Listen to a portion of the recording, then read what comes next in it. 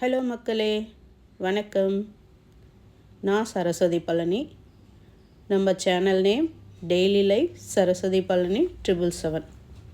Okay, இந்த சேனலில் நீங்கள் இன்றைக்கி என்ன வீடியோ பார்க்க போகிறீங்கன்னா, இந்த மாதத்தோட ஆனி மாத பௌர்ணமி பூஜை தான் நம்ம வீட்டில் நீங்கள் பார்க்க போகிறீங்க.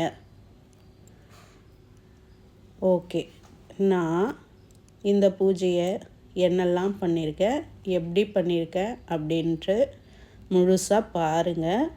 இதில் நிறைய நான் ஆன்மீக சம்பந்தமான நிறைய டிப்ஸு அண்டு எனக்கு தெரிஞ்ச விஷயங்களை நான் பேசியிருக்கேன். கண்டிப்பாக ஸ்கிப் பண்ணாமல் பாருங்கள், உங்களுக்கு யூஸ்ஃபுல்லாக இருக்கும். இன்றைக்கி இந்த பௌர்ணமி ரொம்ப விசேஷமான பௌர்ணமிங்க. எப்படின்னா, இன்றைக்கி குரு பூர்ணிமா அப்படின்னு சொல்லுவாங்க. இந்த குரு பூர்ணிமா எப்போ வரும்னா, ஆனி மாதத்தில் மூல நட்சத்திரத்தில் வர்றது தான் குரு பூர்ணிமா அப்படின்னு சொல்லுவாங்க. அதனால் இன்றைக்கி நம்ம குருமார்களை வழிபடுறதும் விசேஷம். நான் இந்த பௌர்ணமி பூஜைக்காக சுவாமிக்கு பிரசாதமாக புளி சாதமும் கேசரியும் பண்ணியிருக்கேன். அதுக்கான ப்ரிப்ரேஷன் தான் போயிட்டுருக்கு. அதை தான் உங்கள் கூடவும் நான் ஷேர் பண்ணிக்கிறேன். நான் என்னெல்லாம் ரெடி பண்ணியிருக்கேன், எப்படி செய்கிறேன்ட்டு. இந்த புளி சாதம் பார்த்திங்கன்னா, எங்கள் கிராமத்து ஸ்டைலில் எங்கள் அம்மா பாட்டி இவங்கெல்லாம் செஞ்ச அந்த மாதிரி புளி சாதம் தான் இன்றைக்கி வரைக்கும் எங்கள் வீட்டில் நாங்கள் செஞ்சுக்கிட்டுருக்கோம். இந்த பொடி பண்ணி இதெல்லாம் செய்கிறது நாங்கள் செய்ய மாட்டோம். அது எங்கள் யாருக்கும் பிடிக்காது. அதனால் எங்கள் வீட்டு ஸ்டைலில் கிராமத்து ஸ்டைல் புளி சாதம் தான் நாங்கள் எப்போவுமே செய்வோம். கண்டிப்பாக ஒரு வாட்டி இதை ட்ரை பண்ணி பாருங்கள். எல்லாருக்கும் ரொம்ப ரொம்ப பிடிக்கும். பௌர்ணமினாலே ரொம்ப விசேஷமான நாள்னு எல்லாருக்குமே தெரியும். அன்றைக்கி பாசிட்டிவ் எனர்ஜி ரொம்ப அதிகமாக இருக்கும். அதனால் பௌர்ணமி அன்னைக்கு எல்லோரும் கிரிவலம் போகிறது வழக்கம். இன்றைக்கி அண்ணாமலையார் கோவிலில் கிரிவலம் போகலான்னு நினச்சாலே அவ்வளோ கூட்டம் அதிகமாக இருக்குது. அதுக்காகவே பயமாக இருக்குது போகிறதுக்கு. அதனால் பௌர்ணமி அன்னைக்கு போக முடியலனாலும் மற்ற என்றைக்காவது ஒரு நாள் நமக்கு எப்போ முடியுமோ அப்போ போயிட்டு கிரிவலம் போயிட்டு வரலாம். முடிகிறவங்க பௌர்ணமி அன்னைக்கு போங்க, முடியாதவங்க மற்ற நாட்கள்லேயும் போகலாம், தவறு ஒன்றும் இல்லைங்க. அதுக்கப்புறம் என்ன பண்ணுவாங்க, நிறைய பேர் இங்கே கடற்கரை சைடில் இருக்கவங்கெல்லாம் என்ன பண்ணுவாங்க, அந்த மாதிரி ஊர்களில் இருக்கவங்கெல்லாம் கடற்கரையில் போயிட்டு நிலவு ஒளியில் உட்காந்து இந்த மாதிரி சித்திரன்னம்லாம் செஞ்சு எடுத்துகிட்டு போயிட்டு குடும்பத்தோடு அந்த நிலவு ஒளியில் சாப்பிட்டு வருவாங்க. அது ஒரு பாசிட்டிவ் வைப்பு நம்மளுக்கு கிடைக்கும். நானுமே அந்த மாதிரி நேரம் கிடைக்கிறப்ப, ஆனால் எல்லோரும் நம்ம குடும்பத்தில் வரணும் இல்லைங்களா, ஃப்ரீயாக இருக்கணும். அந்த மாதிரி டைமில் நாங்கள் முடிகிறப்போ நாங்கள் போயிட்டு வர்றது வழக்கம். அதுக்கப்புறம் இந்த பௌர்ணமியில் சத்யநாராயண பூஜை பண்ணிங்கன்னா அவ்வளோ விசேஷங்க. நிறைய பேர் பௌர்ணமி அன்னைக்கு சத்யநாராயண பூஜையும் பண்ணுவாங்க. முடிகிறவங்க அதையும் பண்ணுங்க. அதுக்கப்புறம் இன்றைக்கி கோவிலுக்கு போயிட்டு குரு பூர்ணிமானால் குரு பகவானுக்கு போயிட்டு அர்ச்சனை பண்ணிட்டு வரலாம். 2 தீபம் ஏற்றி வச்சு முல்லை மலர் சூடி அவருக்கு நீங்கள் அர்ச்சனை பண்ணிட்டு வந்தால் அவ்வளோ விசேஷங்க. அதையும் முடிகிறவங்க செஞ்சு பாருங்கள். அப்படி இது எல்லாம் பண்ண முடியாதவங்க என்ன பண்ணலான்னா, இருக்கவே இருக்குது நம்ம வீட்டு மொட்டை மாடி. இரவு நேரத்தில் நிலவு வந்ததுக்கப்புறமா மொட்டை மாடிக்கு போயிட்டு ஒரு தீபம் ஏற்றி வச்சு மனசார சந்திர பகவான்கிட்ட நீங்கள் உங்கள் கோரிக்கைகளெல்லாம் சொல்லி வேண்டிக்கிட்டிங்கனாலும் உங்கள் பிரார்த்தனை சீக்கிரமாக நிறைவேறுங்க. இதையும் நீங்கள் செஞ்சு பாருங்கள், கண்டிப்பாக நல்லது நடக்கும். நானுமே இந்த மாதிரி வெளியிலலாம் போக முடியல, கோவிலுக்கு போக முடியல அப்படின்றப்ப நான் எங்கள் வீட்டு மொட்டை மாடியில் போயிட்டு இப்படி தான் சந்திர பகவானை தரிசனம் பண்ணுவேன். சந்திரனையும் சந்திர மௌலீஸ்வரரையும் நீங்கள் சேர்ந்து வணங்கினீங்கன்னா ரொம்ப ரொம்ப நல்லதுங்க. இன்றைக்கி அம்மன் வழிபாடும் செய்யலாங்க. அம்மன் வழிபாடு எந்த அம்மனாக வேணால் இருக்கலாம். உங்களுக்கு பிடிச்ச இஷ்ட தெய்வமான எந்த அம்மனாக இருந்தாலும் வணங்கலாம். அதாவது காமாட்சி அம்மன், சமயபுரம் மாரியம்மன், இந்த மாதிரி உங்களுக்கு எந்த தெய்வம் பிடிக்குமோ அந்த அம்மனையும் வணங்கலாம். மகாலட்சுமி தாயாரை வணங்கலாம். இந்த மாதிரி லக்ஷ்மி குபேரர் பூஜை இன்றைக்கி பண்ணால் அவ்வளோ விசேஷம். வியாழக்கிழமை இல்லைங்களா, அதனால் லக்ஷ்மி குபேரரை நம்ம வணங்கினாலும் நமக்கு லக்ஷ்மி கடாட்சம் உண்டாகும். இந்த லக்ஷ்மி குபேரர் விளக்கு நான் எப்படி ஏற்றுவேன்னு சொல்கிறேன். உங்கள் வீட்டில் இருக்க ஏதாவது ஒரு பித்தளை தட்டு, இல்லைன்னா வெள்ளித்தட்டு, இல்லைன்னா மண் அகல் மாதிரி ஏதாவது ஒன்று எடுத்துக்கோங்க. சில்வர் பாத்திரத்தை மட்டும் தவிர்த்துடுங்க. அதில் நான் என்னெல்லாம் சேர்ப்பேன்னா ஏலக்காய், லவங்கம், அப்புறம் ஒரு துண்டு பச்சை கற்பூரம், அப்புறம் ஒரு விரலி மஞ்சள், ஒரு 5 ரூபாய் நாணயம். அப்படி இல்லை எங்ககிட்ட வெள்ளி நாணயம் இருக்குது, இல்லை தங்க நாணயம் இருக்குன்னாலும் அதையும் வச்சுக்கலாம். இதை நம்ம அந்த மாதிரி ஒரு கிண்ணத்துலேயோ பவுல்லையோ வச்சுட்டு அது மேலே ஒரு தீபம் வச்சு அதில் நெய் ஊற்றி திரி போட்டு லக்ஷ்மி குபேரரை நினச்சி நம்ம விளக்கேற்றி இந்த பௌர்ணமி நாளில் வணங்கினோம்னா நமக்கு எப்பேற்பட்ட பணப்பிரச்சனைகள் இருந்தாலும் அது கண்டிப்பாக நிவர்த்தி ஆகுங்க. கண்டிப்பாக பௌர்ணமிக்கு இந்த மாதிரி நீங்கள் பண்ணிட்டு வாங்க. கண்டிப்பாக உங்கள் பணப்பிரச்சனை எல்லாம் தீருங்க.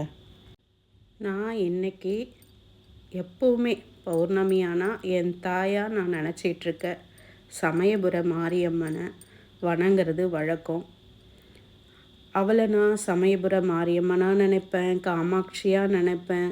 இந்த மாதிரி எந்த ரூபத்தில் எல்லாமே அவள் ஒன்று தானேங்க.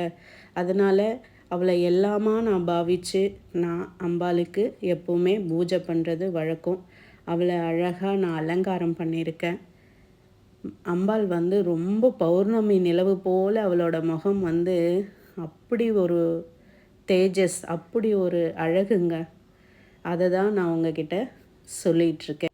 இப்போது அம்மனோட மாதம் ஆடி மாதம் பிறக்க போகுது. அம்பாளுக்கு ஒரே திருவிழா தான். ஒரு நாளுமே அங்கங்கே ஊர்களில் கூழ் ஊற்றுறது, பொங்கல் வைக்கிறது, இந்த மாதிரி அம்பாளை நினச்சி மாரியம்மனை நினச்சி எல்லா ஊர்கள்லேயும் ரொம்ப விசேஷமாக இருக்கும். எல்லா வீட்டிலையும் பெண்களும் நல்ல விசேஷமாக பூஜை பண்ணுவாங்க. அம்மன் ஒரே ஆனந்த தாண்டவத்தில் அம்பாள் இருக்க போகிறாங்க. எல்லா பெண்களும் இந்த ஆடி மாதத்தை தவற விடாமல் அம்பாளை நினச்சி அவங்கவுங்க வீட்டில் பூஜை பண்ணுங்க. கண்டிப்பாக எல்லார் வாழ்க்கையிலும் ஏற்றம் உண்டாகும். அதுக்கப்புறம் நம்ம எந்த பூஜை பண்ணணுன்னாலும் அதுக்கு முன்னாடி செய்ய வேண்டிய 2 விஷயம் இருக்குது. ஒன்று, பிள்ளையாரை வணங்காமல் எந்த பூஜையும் தொடங்கக்கூடாது. அந்த மாதிரி பிள்ளையாரை வணங்கிட்டு அதுக்கப்புறம் குலதெய்வத்தை நினச்சி அவங்கக்கிட்டேயும் உங்கள் பிரார்த்தனையை வச்சுட்டு அதுக்கப்புறம்தான் மற்ற தெய்வங்களை வணங்கணும். குலதெய்வம் தெரியாதவங்க வீட்டில் ஒரு குலதெய்வ சொம்பு வச்சுக்கோங்க. அதில் அந்த சொம்பு நிறைய நல்ல தண்ணியை நிரப்பிட்டு அதில் ஆண் தெய்வமாக இருந்தால் நீங்கள் வெறும் விபூதி மட்டும் போட்டால் போதும். குங்குமம், மஞ்சள் போட தேவையில்லை. விபூதி போட்டுட்டு கொஞ்சம் பச்சை கற்பூரம், ஏலக்காய், அதுக்கப்புறமா பன்னீர் கொஞ்சம் விட்டு அதை ரெடி பண்ணி வச்சுக்கோங்க குலதெய்வமாக. அதை நினச்சி நீங்கள் வேண்டிக்கோங்க. பெண் தெய்வமாக இருந்தால் அதில் அந்த தண்ணியில் குங்குமம், மஞ்சளோடு சேர்த்து ஏலக்காய், பச்சை கற்பூரம் இதெல்லாம் சேர்த்துக்கலாம். இந்த மாதிரி குலதெய்வத்தை நம்ம நினச்சி வணங்கிக்கணும். அதுக்கப்புறம் அதான் இன்றைக்கி நான் என் அம்பாளுக்கு பிரசாதமாக கேசரியும் புளியோதரையும் செஞ்சு வச்சுருக்கேன். இங்கே பார்த்திங்கன்னா மகாலட்சுமி தாயாரையும் நான் அலங்காரம் பண்ணி வச்சுருக்கேன். லக்ஷ்மி குபேரர் விளக்கு ஏற்றுறேன் அப்படின்னு சொன்னேன் இல்லைங்களா, இங்கே ஏற்றி வச்சுருக்கேன் பாருங்கள். தாயாரையும் அழகாக அலங்காரம் பண்ணி வச்சுருக்கேன். பக்கத்தில் கோமாதாவும் இருக்குது. எங்கள் வீட்டில் எப்பவுமே கோமாதா, வெள்ளிக்கிழமைனா கோமாதா பூஜையும் நான் பண்ணுறது வழக்கம். இந்த மாதிரி லக்ஷ்மி தாயாரையும் அலங்காரம் பண்ணியிருக்கேன். லக்ஷ்மிக்கே உகந்த ஒரு பொருள் மஞ்சள் பக்கத்தில் வச்சுருக்கேன். இந்த மாதிரி இன்றைக்கி லக்ஷ்மி தாயாரையும் நான் ரெடி பண்ணி வச்சுருக்கேங்க. அந்த லக்ஷ்மி குபேரர் விளக்கில் நான் என்னென்ன பொருள்லாம் போட்டிருக்கேன்னு உங்ககிட்ட சொன்னனோ அதை நான் உங்ககிட்ட காமிக்கிறேன், நீங்களும் பார்த்துக்கோங்க. நான் அதில் காயின் கோல்டு காயின் வச்சுருக்கேங்க. உங்களால் என்ன முடியுமோ அந்த மாதிரி நீங்களும் வச்சுக்கோங்க. அது நாணயம் 5 ரூபாய் நாணயமாக இருக்கலாம், இல்லை கோல்டு காயினாக இருக்கலாம், இல்லை வெள்ளி நாணயமாக இருக்கலாம், எதுவாக வேணால் இருக்கலாம்.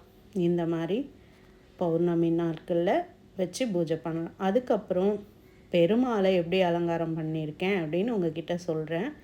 நான் அவரு தான் என்ன சொல்லுவாங்கன்னா படி அளக்கிறவர் அப்படின்னு எங்கள் பாட்டிலாம் சொல்லுவாங்க. அதனால் அவருக்கு முன்னாடி படியில் அரிசி ஃபுல்லாக நிரப்பி அதில் ஒரு தங்க காயின் வச்சு அவர் முன்னாடி நான் வச்சுருக்கேன். அது சுற்றி ரூபாய் நோட்டுகளால் அலங்காரம் பண்ணியிருக்கேன். அவருக்கே பிடிச்ச தீர்த்தம், நல்லா ஏலக்காய், லவங்கம், பச்சை கற்பூரம்லாம் போட்டு தீர்த்தம் ரெடி பண்ணி வச்சுருக்கேன். இங்கே பார்த்திங்கன்னா இந்த உலக நாயகன், அகிலாண்ட கோடி பிரம்மாண்ட நாயகன் என் தகப்பன் சிவனை அழகாக பூக்கள்லாம் போட்டு அலங்காரம் பண்ணி வச்சுருக்கேன். குடும்பத்தோடு அவர் அமர்ந்திருக்க மாதிரி ஃபோட்டோஸ் எங்கள் வீட்டில் இருக்குது.